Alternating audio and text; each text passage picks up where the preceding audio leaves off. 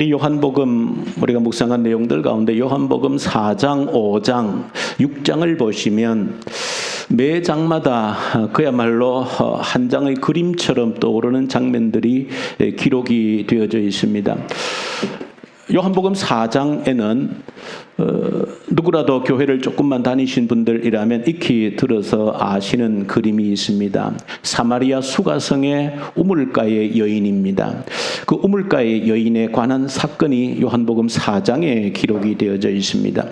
요한복음 5장에는 예루살렘 근처 베데스다 연못가에 38년 된 병자에 관한 사건이 기록이 되어져 있습니다.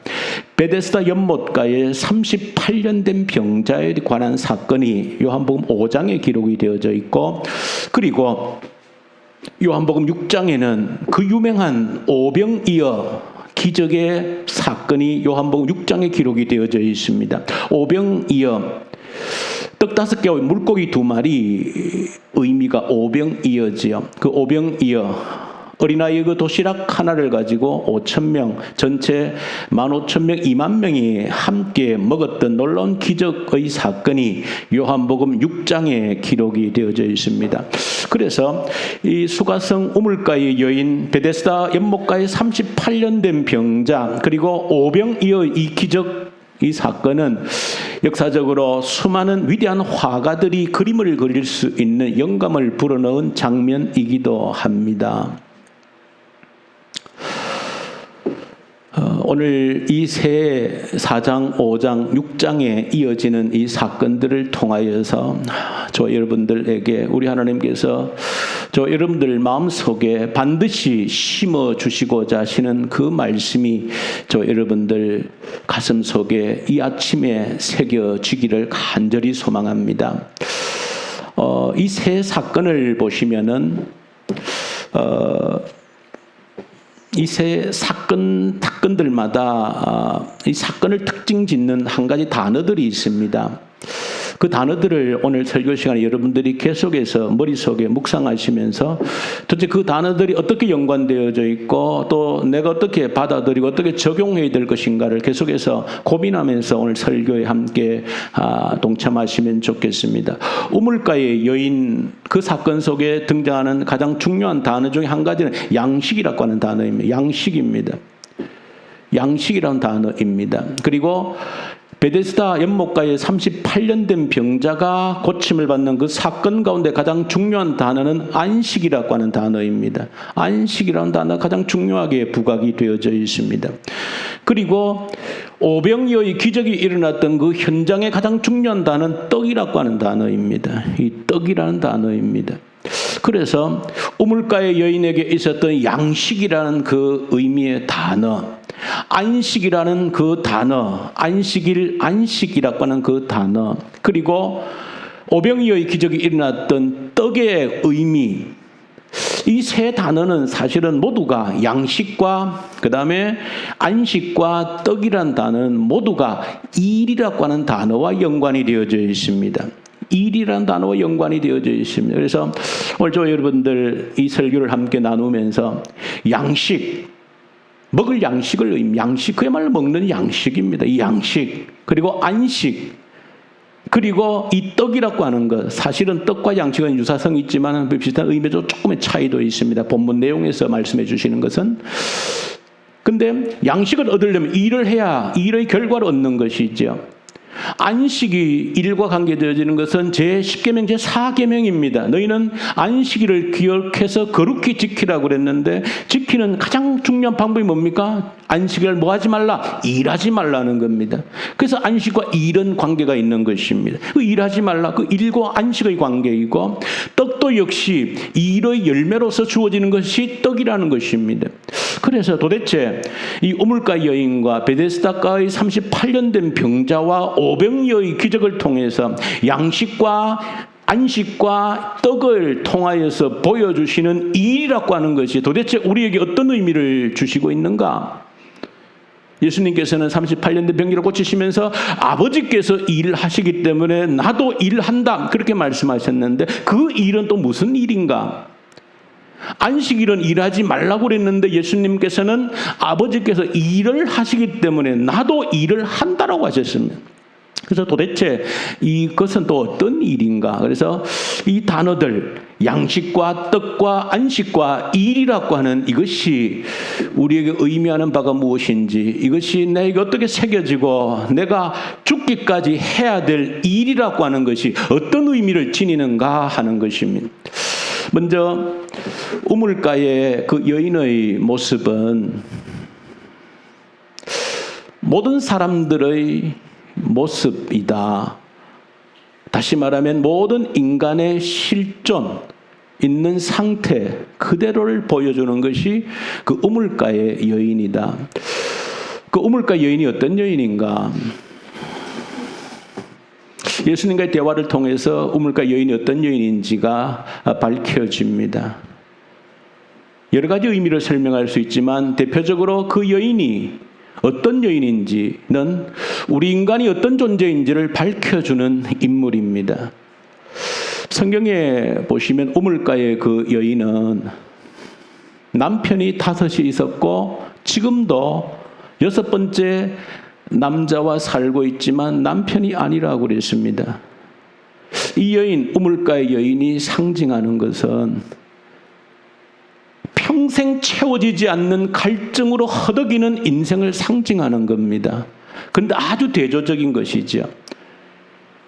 인생에 채워지지 않는 갈증, 평생 허덕이지만은 채워지지 않는 건 갈증이라고 하는 것을 그 여인, 5명의 남자가 있었지만 지금 6번째 남자와 살고 있지만 채워지지 않는, 지금도 남편이 아니라고 하는 것은 그 갈증이 채워지지 않는다는 것입니다. 그러니까 아주 그 장면이 대조적인 겁니다. 단순히 목마름의 갈증을 해결하는 것이 아니라 그 여인은 인생의 갈증에 시달리고 있는 모든 인간들을 대표하는 상징성을 지니고 있습니다. 그런데 평생 허덕이는, 갈증 때문에 허덕이는 이 여인, 어디서 그런 갈증을 지금 보여주는 우물가에서, 그 참 장면이 그냥 연출된 게 아닌 것이죠. 예수님께서 생명의 말씀을 담아내실 때 그 연출한 장면들은 아주 어떤 인간이 그런 연출을 할 수 없을 정도로 기가 막힌 장면 속에서 하나님의 말씀을 담아내고 있다라고 하는 것입니다. 그 여인을 통해서 저와 여러분들의 모습을 볼 수 있어야 될 줄로 압니다. 저 여러분들이 오늘 저는 생각하기로 이 여인의 모습이, 채워지지 않는 갈증으로 허덕이는 이 여인의 모습이 바로 나의 모습이라고 하는 것만 제대로 깨달을 수 있으면 오늘 설교를 더 이상 듣지 않더라도 충분한 도전과 은혜가 되어지리라 생각합니다. 이 채워지지 않는 여인의 모습이 바로 나의 모습이라고 하는 것이죠. 5번째, 6번째 사람을 바꾸었지만은 그 욕망이 채워지지 않는다는 것입니다. 우리 인생에게 그 어떤 것으로도 채워지지 않는다는 것을 상징해 주는 것입니다. 아무리 돈이 많아도 채워지지 않습니다. 저 여러분들이 제발 저는 이 아침에 호소하기를 쏟지 말자는 것입니다. 제발 헛된 것에, 속임수에 쏟지 말자는 겁니다. 이 사건이, 우물가 여인이 보여주는 것은 제발 인생들아 쏟지 말라는 거예요. 어디에 속습니까? 내가 지금보다 돈이 몇 배만 더 있으면 행복해지리라고 하는 그 미련한 생각에 쏟지 말라는 겁니다. 그런데 수많은 사람들은 이 쏙힘수에 쏙혀 살아가고 있습니다. 내가 돈이 좀 더 있으면, 좀 더 많은 돈이 있으면 내 인생이 달라질 것이다, 행복해질 것이라는 그 쏙임수에 쏙혀 살아가는 겁니다.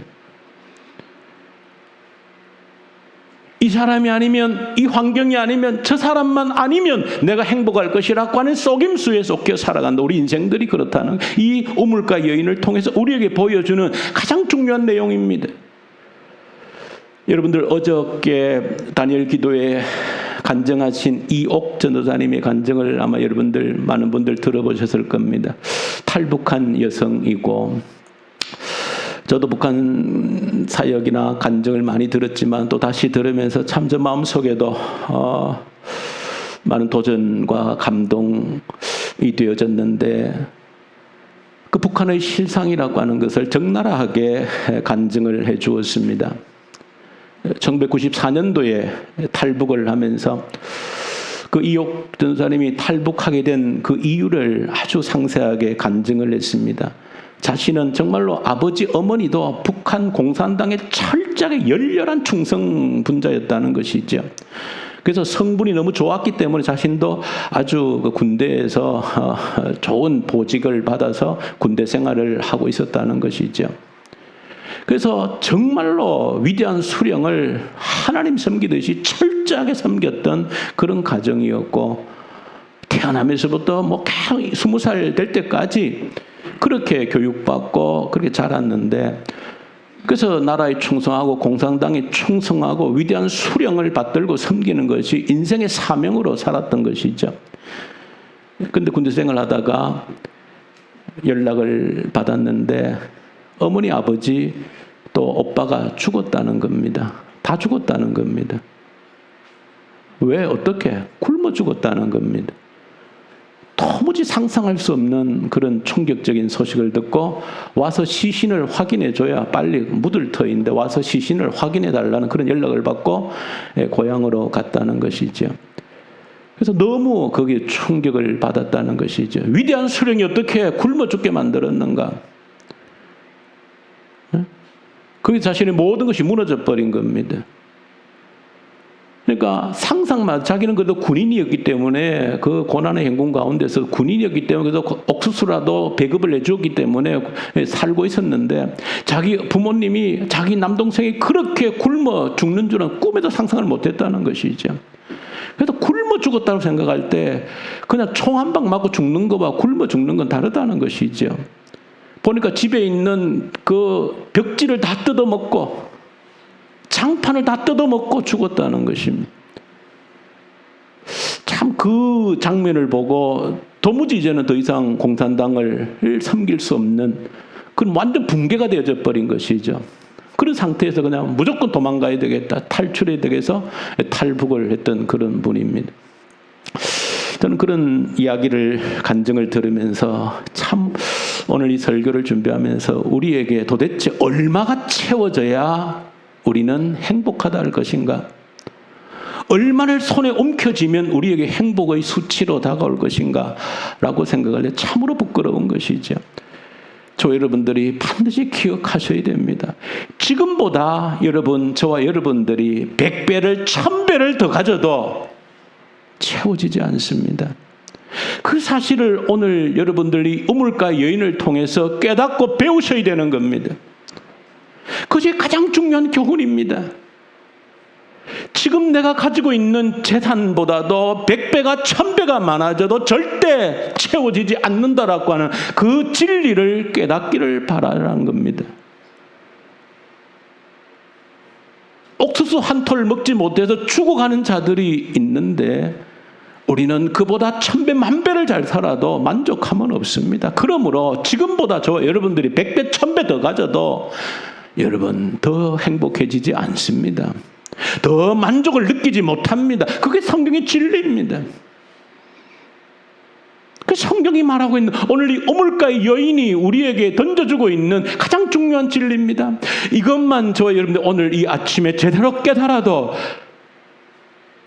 저는 충분한 진리를 깨달은 인생이 되어질 수 있다 저는 생각합니다.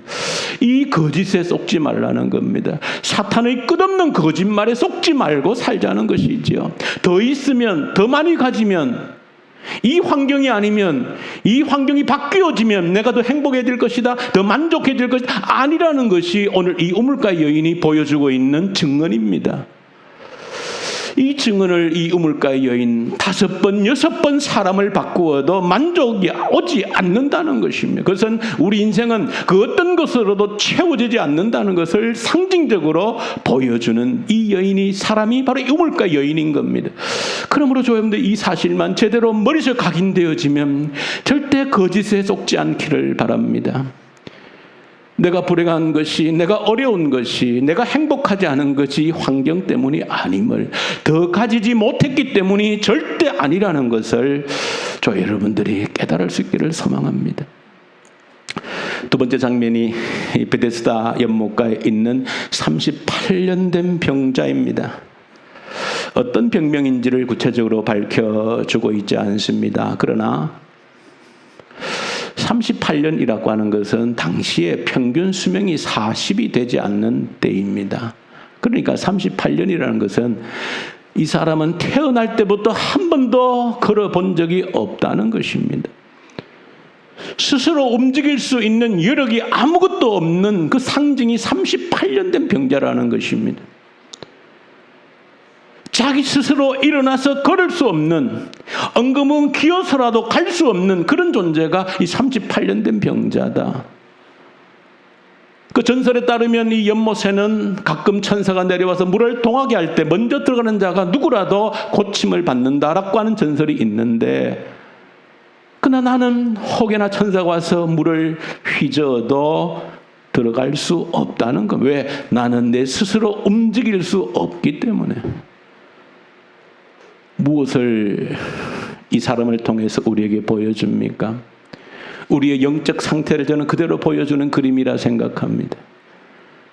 도무지 정상적으로 움직이지 않는 우리의 영적 상태를 고스란하게 이 38년 된 이 병자가 보여주고 있는 것이다. 제대로 걷지 못하는, 제대로 서지 못하는, 제대로 움직이지 못하는 영적 이 환자, 안전뱅이가 바로 우리들의 모습이 아닌가라고 하는 것입니다. 정상적으로 제대로 한번 걸어보지 못하는 것이죠. 제대로 정상적으로 일어나서 가야 될 곳을 가지를 못하는 겁니다. 스스로 아무것도 할 수 없는 영적 무기력에 빠져 있는 이런 모습이 바로 이 38년 된 병자가 보여주는 우리의 모습이다 하는 생각이 듭니다. 세 번째 그림이 요한복음 6장에 있는 이 오병이어의 사건입니다. 본문 속을 자세히 보시면 예수님을 따라 나선 많은 사람들이 있었습니다. 이 사람들이 예수님을 따라 나선 것은 눈으로 보았고 귀로 들었습니다. 어떤 것을? 예수님은 어떤 병자든 고치시는 분이다. 기적을 행하시는 분이다. 그것을 눈으로 본 자들이, 귀로 들은 자들이 예수님을 따라서 들판으로 모여든 것입니다. 엄청 기대에 부풀어 있는 겁니다. 그런 기대에 부풀어 있는데 이제 오병이어의 이전에 보았던 기적과는 비교도 되지 않는 엄청난 기적을 그들이 몸소 체험을 한 것입니다. 아무리 상상해도 우리가 그 장면을 제대로 상상하기가 쉽지가 않습니다. 도대체 어린아이 도시락 하나를 가지고 그 1만 명이 넘는 사람들이 어떻게 배불리 먹고 12바구니에 남아 있을 수 있었을까 할 때 도무지 우리가 상상이 되어지지 않는데, 그 상상할 수 없는 신비로운 기적이 그들의 눈앞에서 이루어진 것입니다. 그런 기적을 체험한 사람들은 예수님을 떠날 줄을 몰랐습니다. 예수님이 바다 건너러 가셨지만 수많은 사람들은 또 예수님을 따라갔습니다. 그래서 다시 몰려든 무리들에게 예수님께서 설교를 하셨습니다. 요한복음 6장에는 긴 설교가 기록되어져 있습니다. 이 오병이어의 의미가 무엇인지를 설교하셨습니다. 예수님의 결론은 내가 바로 생명의 떡이라는 거예요. 내가 바로 하늘부터 내려온 생명의 떡이다. 내 살을 먹고 내 피를 마시는 자는 영원한 생명을 얻는다. 내 살은 참된 양식이고 내 피는 참된 음료다라고 설교하셨습니다. 사람들이 이해가 쉽지 않았는데 분명한 것은 그 떡이 아닌 거예요. 그들이 기대했던 떡이 아닌 겁니다. 예수님 말씀 많이 들어보니까 하여튼 어렵긴 한데 내가 바랐던 그 떡을 얘기하는 게 아닌 거예요. 나는 지금 내 배를 채울 그 떡을 기대하고 주님을 따라왔는데 주님 말씀을 들으면 들을수록 내가 원하던 그 떡을 얘기하는 게 아닌 거예요. 그래서 오늘 66절에 보시면 예수님의 설교를 들었던, 내가 하늘로부터 내려온 떡이라고 하는 예수님의 설교를 들었던 수많은 사람들이 발길을 돌려서 돌아가 버렸다는 겁니다. 그럴 때 그 제자들에게도 주님이 말씀하신 것이 너희도 떠나겠는가? 라고 물으시는 겁니다. 너희도 떠나겠는가? 오늘 이 장면은 오늘 수많은 교회 다니는 그리스도인들을 보여주는 그림이라 생각합니다. 수많은 그리스도인들의 실상을 보여주는 그림이다. 떡을 얻을까 해서, 더 많은 떡을 얻을까 해서 주님을 따라왔는데 성경을 읽으면 읽을수록이, 주님께 가까이 가면 갈수록이 내가 원하는 그 떡이 아닌 것 같아요. 내가 바라던, 내가 얻기를 원했던 그 떡이 아닌 거예요. 그러자 사람들이 교회에 관심을 잃어버립니다. 신앙생활에 관심을 잃어버리는 겁니다. 왜? 내가 원하던 떡이 아니었기 때문에, 내가 얻기를 바랬던 그 떡이 아니었기 때문에 돌아서 버립니다. 신앙생활은 미지근해져 버립니다. 그저 형식적으로 한번 왔다 갔다 하는 것 외에 그 이상 의미를 두지 않습니다. 왜? 내가 원하는 게 아닌 거예요. 만약에 끊임없이 내가 교회에 올 때마다, 말씀을 읽을 때마다, 주님께 기도할 때마다 내가 원했던 그 떡이 끊임없이 내게 채워졌더라면 아마 달랐겠죠. 근데 아무리 주님께 와서 기도하고 말씀을 읽고 주님을 배우면 배울수록이 아닌 거예요. 그러니 수많은 사람들이 성경을 알수록 배울수록 등을 돌리고 신앙이 미지근해지는 겁니다. 자, 이런 모습들이, 이 세 가지 장면은 우리의 모습을, 우리 인생들의 모습을, 우리 그리스도인들의 모습을 적나라하게 보여주고 있다는 겁니다.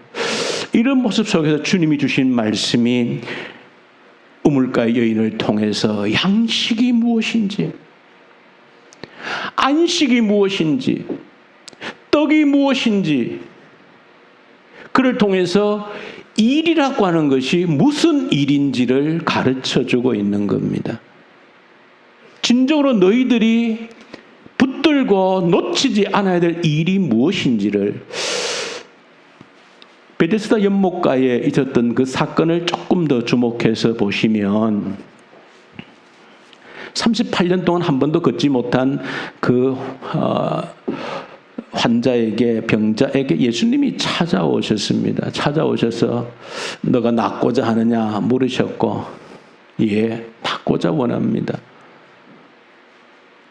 그때 예수님께서 내 자리를, 내가 깔고 있던 그 맷들을 들고 걸어가라 명령하셨고, 그 명령에 38년 한 번도 걸어보지 못했던 그 병자는 벌떡 일어서서 주님의 명령대로 그 자리를 들고 걸어갔던 겁니다. 자, 그런데 예수님께서 그 일을 행하신 날이 안식일이었던 겁니다.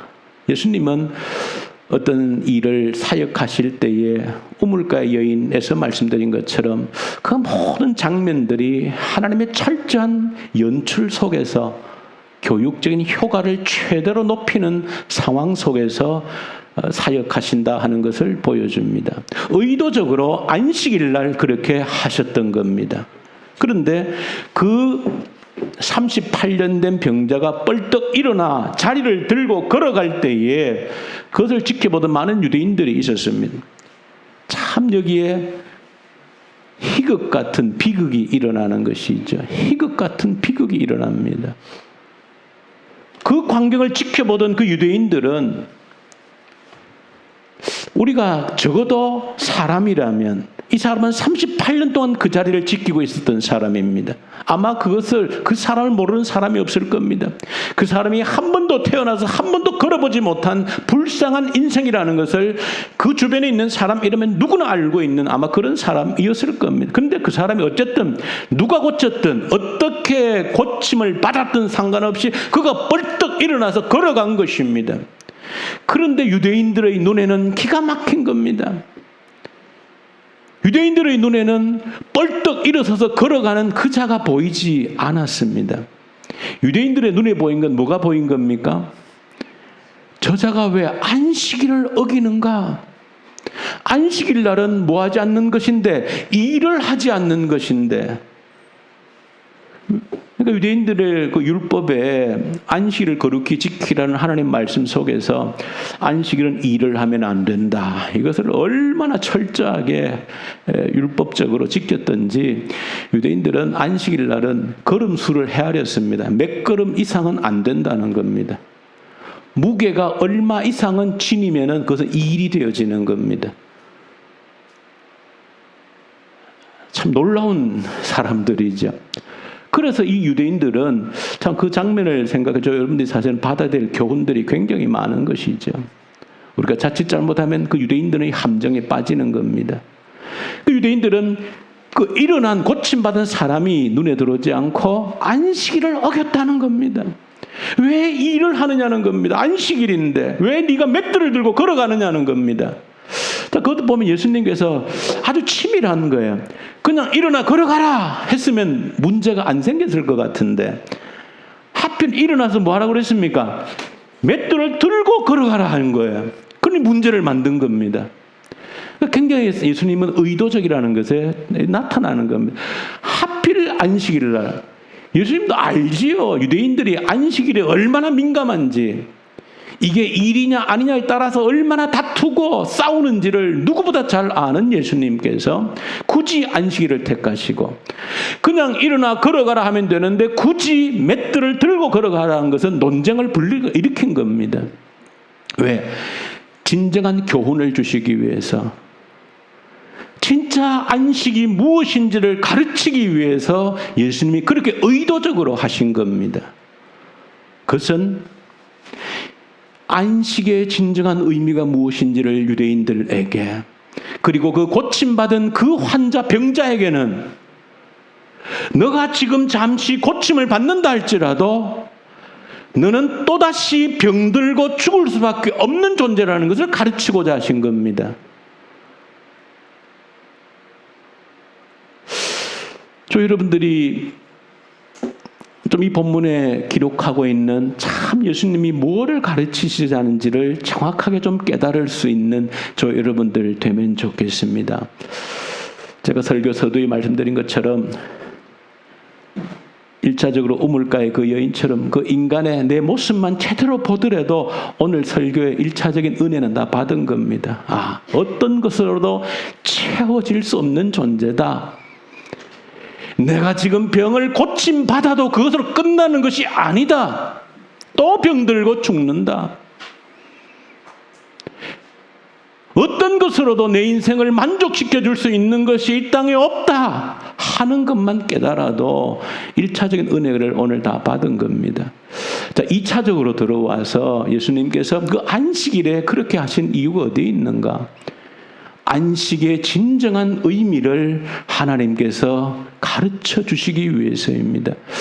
지금 우리 주일날 오후 저녁 예배 때 지금 다니엘 기도라서 오늘부터 못하지만은 또 다시 계속할 터인데 이제 CBS 성경 공부를 계속합니다. 거기에 조금 더 공부할 중요한 내용이 바로 이 안식이라고 하는 내용입니다. 여러분들이 안식이 무엇인지를 정확하게 붙들면 성경 전체의 맥을 붙들 수 있는 겁니다. 그래서 정확하게 깨달으셔야 되고 예수님께서 굳이 안식일 날 고치신 중요한 이유가 있는 겁니다.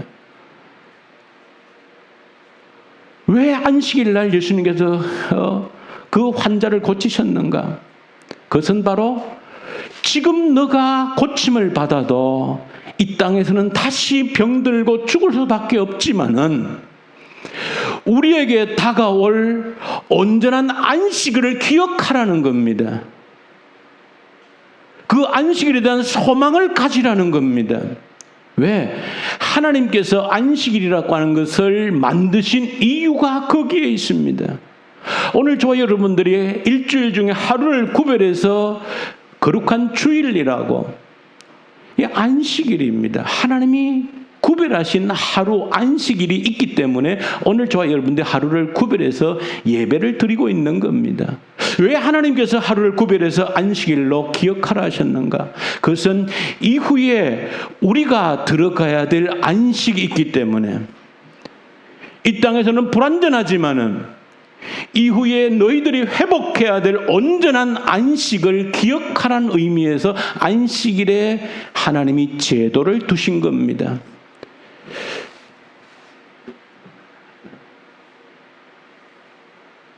그 안식은 태초의 창조에 있었던 그 안식입니다. 하나님께서 천지를 창조하시고 사람까지 만드시고 일곱째 날 뭐 하셨습니까? 안식하셨다 그러셨습니다. 그 안식은 우리가 무엇으로도 설명할 수 없는 그야말로 그 자체에 어느 것도 부족함이 없는 안식입니다. 하나님이 하나님 노릇해 주시는, 하나님이 하나님 왕 노릇해 주시는 그 어떤 것도 부족함이 없는 그냥 안식한다는 의미입니다. 거기에는 땀을 흘려서 일을 해야 될 그런 장소가 아닙니다.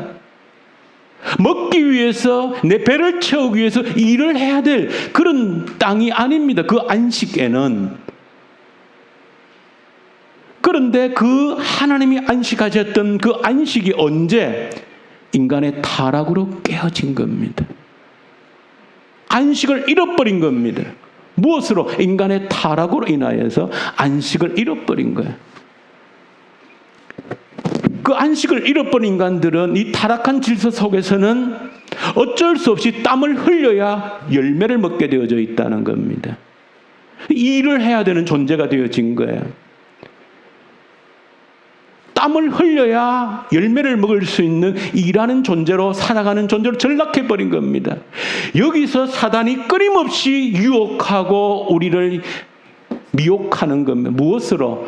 땀의 열매로 우리가 만족할 수 있다는, 우리 모든 허기짐이 채워질 수 있다고 하는 것으로 누가? 사탄이 끊임없이 유혹하는 겁니다. 그럴 때 하나님께서는 안식일이라고 한 제도를 세우셔서 너희들은 본래 그런 존재로가 아니라는 것을 끊임없이 일깨워 주시는 겁니다. 너희들은 일을 해서 너희들의 배고픔을 해결하는 그런 존재로 지음받은 존재가 아니라는 겁니다.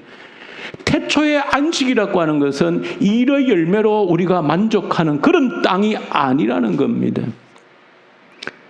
그래서 하나님께서는 이후에 너희들에게 반드시 온전한 그 에덴의 안식을 회복해 주시겠다는 겁니다.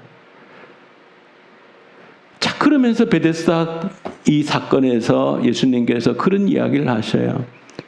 유대인들이 너가 왜 안식일에 일하느냐라고 질문을 하죠. 그때 예수님께서 뭐라 하십니까? 아버지 하나님께서 일하심으로 나도 일한다 그렇게 하셨습니다. 아버지 하나님께서 일하심으로 나도 일을 한다. 무슨 얘기입니까? 여러분들이 헷갈리시면 안 되는 거예요. 일하지 말라고 그랬는데 아버지께서 일하시기 때문에 나도 일한다는 무슨 얘기입니까? 하나님의 일이 언제부터 시작되어졌는지를 아셔야 되는 거예요. 그 하나님의 일이 무엇인지를 아셔야 되는 거예요. 무슨 내용입니까? 우리가 안식을 깨뜨려버리고 타락으로 안식을 잃어버린 그 순간부터 하나님이 다시 일하기 시작한 겁니다. 무엇을 위해서? 우리가 다시 안식을 얻도록 하기 위해서 하나님이 일하기 시작하셨다는 거예요. 조금 우리가 각도를 달리해서 보면 창조의 6일 동안 누구를 위해서 창조하셨다고요? 우리를 위해서, 우리의 안식을 위해서 창조의 사역을 일하신 겁니다. 그 일곱째 날에는 온전히 안식을 하신 겁니다. 그런데 그 안식을 인간의 타락으로 깨어버린 겁니다. 그래서 다시 하나님은 우리에게 안식을 찾아주시기 위해서 일을 하시기 시작하신 거예요.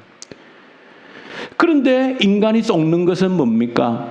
타락한 질서 속에서 땀을 흘려야, 일을 해야 열매를 먹도록 하나님이 타락한 질서를 잠시 동안 이 땅에 허락하셨는데 거기에 매몰되어져 가지고 내가 하는 일로 내 인생이 만족되어질 수 있다라고 하는 착각 속에 살아가는 것을 하나님은 끊임없이 일깨우기 원한다는 겁니다. 너희는 그런 존재도 아니고 그것으로는 너희 배가 채워지지 않는다는 겁니다. 그래서 예수님께서 하신 일이 무엇인가를 보여주신 거예요. 내가 하늘로부터 오는 생명의 떡이다. 내 살을 먹고 내 피를 먹는 자가 영원한 생명, 안식을 얻는 자이다. 무슨 내용입니까? 하나님이 하신 일이 예수를 통해서 나타난 것이지요. 사람으로 오셔서 죽으시고 부활하심으로 하나님이 일을 하신 겁니다. 그것이 바로 하나님의 일인 겁니다. 우물가 여인에 보시면 제자들이 와서 먹을 것을 가져왔죠. 예수님 먹을 거 구해왔으면 할 때 나는 너희들이 모르는 양식이 있다 얘기하셨지요. 무슨 얘기입니까? 나는 아버지께서 하시는 아버지의 뜻을 이루는 그 일이 내 일이고 내 양식이다 그렇게 말씀하신 겁니다.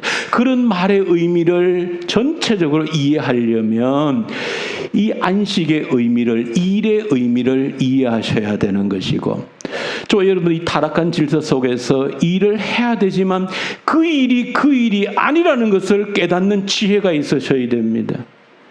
일을 해야 되지만 그 일이 아니라는 겁니다.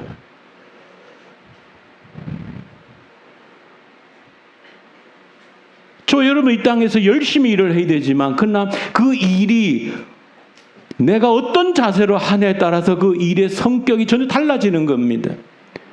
그 일을 통해서 내가 내 배를 채울 수 있다라고 생각한다. 그 일은 잘못된 것이고 채워지지 않는 헛된 양식을 위해서 일하는 것입니다.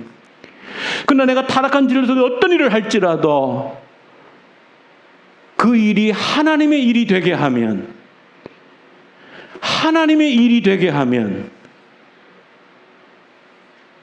예수의 죽으심과 부활이 우리의 영원한 생명의 양식이라고 하는 것을 내가 깨닫고 전하는 일로서 이 일을 하나님의 일로 바꾸어내면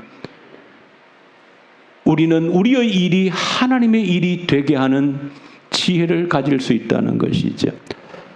저 여러분들이 땅에 일을 해야 되는 질서 속에 살고 있지만은 철저하게 사탄에게 속아서는 안 된다는 것입니다. 그 일의 열매로 궁극적으로 우리가 만족하거나 그것 때문에 너의 행복과 모든 삶이 좌우된다라고 하는 그 잘못된 속임수에 결코 속지 말아야 된다. 그래서 어떤 일을 하더라도, 어떤 일을 감당하더라도 그 일이 하나님의 일이 되게끔 하는 그런 지혜가 저 여러분들의 있기를 소망합니다. 그래서 평생 허덕이면서 헛된 양식, 이것 때문에 내 인생이 채워질 거라고 하는 속임수에 속아서 우리 인생이 낭비되지 않기를 간절히 소망합니다. 주님